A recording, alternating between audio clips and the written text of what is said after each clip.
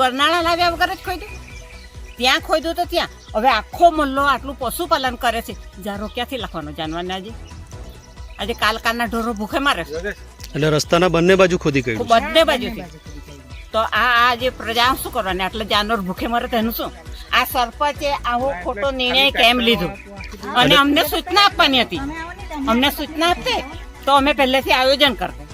તો આ ઓચિંતું આવું બધું કામ કરી નાખ્યું. એટલે તમારું કહેવાનું છે કે હાલના જે સરપંચ છે એમના કહેવાથી આ વસ્તુ રસ્તો એમણે સાથે રહીને ઊભું કરીને કરાવ્યું છે. એટલે સરપંચની હાજરીમાં આ વસ્તુ બનાવ બન્યો. સરપંચની હાજરીમાં ખોદાયું છે, તો હવે હાજરીમાં જ આ પણ પુરાવો. અમે તો એ જ કહેવા કે સરપંચ લાવો ને સરપંચની હાજરીમાં એની હાજરીમાં જ આ ખાડો પુરાવાનો છે અને ગરનાળું રાખો, બસ. બીજું અમારે કઈ કેવું નથી. રસ્તો તો બનવાનો જ છે ને બનાવવાનો જ છે. અમને કોઈ કોન્ટ્રાક્ટ સાથે પેલો વાંધો નથી. મતલબ તમારું કહેવાનું એવું છે કે આ ખોદકામ કર્યું તો શાના કારણે ખોદકામ કર્યું? રસ્તો બંને બાજુ જો ખોદકામ કર્યો છે, મતલબમાં આખું કબજે અમારા આખા ફળિયાને કબજે કરવા માટે જ એને કર્યું. એટલે કે અવર જવર બંધ કરવા માટે. અવર જવર અમે નીકળીએ જ નહીં એમ. તો ભૂખે મરતા બધા થઈ જાય કે બાળ બચ્ચા ઘરમાં તો ગઢા માણસો પડેલા છે, બીમાર માણસ પડેલા છે ખાટલામાં. અશુભ પ્રસંગ બન્યો તો ત્યારે સાહેબ હાલે પણ પથારીમાં માણસ છે. તમને બતાવું, રાતે વીતે લઈ જવું હોય તમારે ક્યાંથી લઈ સરપંચને બોલાવો તો પછી કેવી રીતે સરપંચ અમને જે બસ. કુકડા ગામથી બોલું છું. મારું નામ દક્ષાબેન જયંતિભાઈ પટેલ છે. આ રસ્તો સરપંચ એમના સાથે રહીને આ રસ્તાનું ખોદાણ કરે. જો સરપંચને આ ગામના લોકોએ એમને પસંદગી કરી છે તો પછી આ વિકાસ માટે પસંદગી કરી છે કે વિનાશ માટે પસંદગી કરી છે? હવે અહીંયાથી નાના છોકરાઓ સ્કૂલે જવા માટે તો કેટલી તકલીફ પડશે. સામે જ અહીંયા સ્કૂલ છે, તો પછી એટલો પણ સરપંચે વિચાર નથી કર્યો ને એમના સાથે રહીને આ કામ કરાયું છે. તો સરપંચ કેવા ગણ ને અત્યારે જ્યારે સરપંચને બોલાય છે તો સરપંચ આવતા નથી, તો પછી આ કેવા સરપંચ છે? તો સરપંચ આ રસ્તો ક્યારે ખોદવામાં આવ્યો છે? એ ગઈકાલે ખોદવામાં આવ્યો છે. કયા સમય? 3 થી 4 વાગ્યા સુધી. રાત્રે?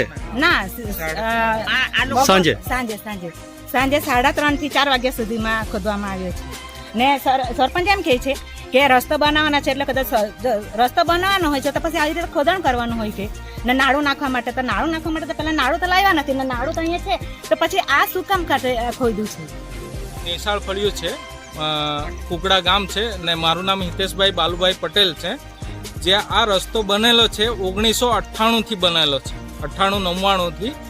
ને એ રસ્તો 3 થી 4 વખત ડાંબર બની ગયેલ છે ગ્રામ પંચાયત દ્વારા, જિલ્લા પંચાયત દ્વારા ને વડાપ્રધાન યોજનામાં બી છે મારા જાણ મુજબ. ને એ રસ્તો બન્યો જ છે. ને આજે જે ગઈકાલે બુધવારના રોજ 18/3/26 ના રોજ સરપંચ ને ગામના જે ટોળા દ્વારા આ રસ્તો ખોદી નાખવામાં આવ્યો છે. ને જ્યારે સરપંચ અહીંયા લગન કે કોઈ વ્યવહાર નથી કર્યો ત્યારનો આ રસ્તો છે, જૂનો પુરાણો, ને એને આજે ખોદી નાખવામાં આવ્યો છે. એટલે કયા કારણસર આ રસ્તો ખોદવામાં આવ્યો છે એ તો અમને એ ખબર નથી. અમે કાલે રૂબરૂ હતા અહીંયા ને અમે ના પાડી હતી કે આ નહીં કરતા, આ સરકારી સંપત્તિ ગણાય, એને નુકસાન ના કરાય. તેમ છતાં આ રસ્તો ખોદવામાં આવ્યો છે. જોડે જોડે આ પાઇપલાઇન, આ જો તમે જોઈ શકો છો, આ પાઇપલાઇન 2 પાઇપલાઇન છે, જળથી નળ યોજના ને એક ટાંકીની જે જૂની લાઈન છે. જ્યારે મારા મમ્મી સરપંચ હતા નંદુબેન બાલુભાઈ પટેલ, ત્યારથી આ જે પાઇપલાઇન છે એ બી તોડી નાખવામાં આવી છે ને નવી છે એ બી તોડી નાખવામાં આવી છે. હાલ સરપંચ કોણ છે અને શું નામ છે? સરપંચ શ્રી વર્ષાબેન મુનેશભાઈ પટેલ. એમનું શું કેવું છે? તમે જાણ કરી છે આ બાબતે? ના, એમને જાણ કરી છે પણ કશું કઈ જવાબ નથી આવ્યો. આ સ્થળ પર આવ્યા છે કે નથી આવ્યા? એટલે એક ગઈકાલે ઉતા ખરા. આ કયું ફળિયું લાગે છે? આ પટેલ ફળિયું, નિશાળ ફળિયું બંને લાગે છે. આ જે રસ્તો જે ખોદકામ કર્યો છે તો આ રસ્તાના આ સાઈડે કેટલા ઘર છે તમારા સ્થાનિક? આ સાઈડ તો સાહેબ છે ને મારા અંદાજ હિસાબે 70 થી 80 ઘરો હશે. ને આ રસ્તાથી છેક આપણે ગણીએ તો ચારણવાડા સુધી ના લોકો અવર જવર કરે છે ને વર્ષોથી કરે છે. એવું કંઈ નથી કે કોઈ અટકાવ્યા છે કે કોઈ મારધાડ કે ચોરી ચકારી કે આવું. હજુ કોઈ રાત્રે 2 વાગે બી અહીંથી ગયો હોય તો કોઈને કોઈ નુકસાન થયું નથી. આ જ રસ્તા પર તમે જે જાણ થઈ છે તે પ્રમાણે બીજું પણ ખોદકામ કર્યું છે એ કઈ હા, તે આગળના સાઈડે દિનેશભાઈ મણીલાલના ઘર પાસે ખોદકામ કર્યું છે ને આ જીસીપી છે એમણે ત્યાં પુરાણ કર્યું છે.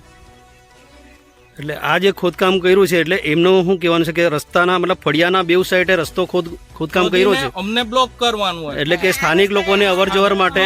અવર જવર બંધ કરવાનું. અમારા મોહલ્લાને બ્લોક કરી દેવાનો. જી, શું નામ તમારું? સુરેશ, મારું નામ છે સુરેશભાઈ ફકીરભાઈ પટેલ.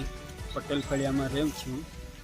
અને મને જ્યારે આ રસ્તા બાબતની કોઈ જાણ કરવામાં આવી નહીં, અને જ્યારે મને આ જીસીબી આવી અને રસ્તો સાફ સફાઈ કરવા માટે આવ્યો, ત્યારે મેં એ લોકોને એવું કહેવા માગું છું કે રસ્તો બને એના માટે મારી ના નથી.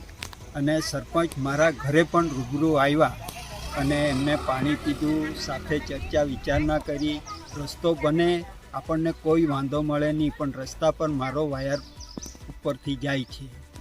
તો એ રસ્તા પરનો વાયર જ્યારે હું વણવા ગયો, મારી સાથે એક ભાઈ હતા, ત્યારે એ લોકોએ જેટલા બી સરપંચ જોડે માણસો હતા ને મારી સાથે હુમલો કર્યો, અને એમાં 4 વ્યક્તિએ મને મારામારી કરીને માર્યો છે. ક્યારની વાત છે આ? ગઈકાલની.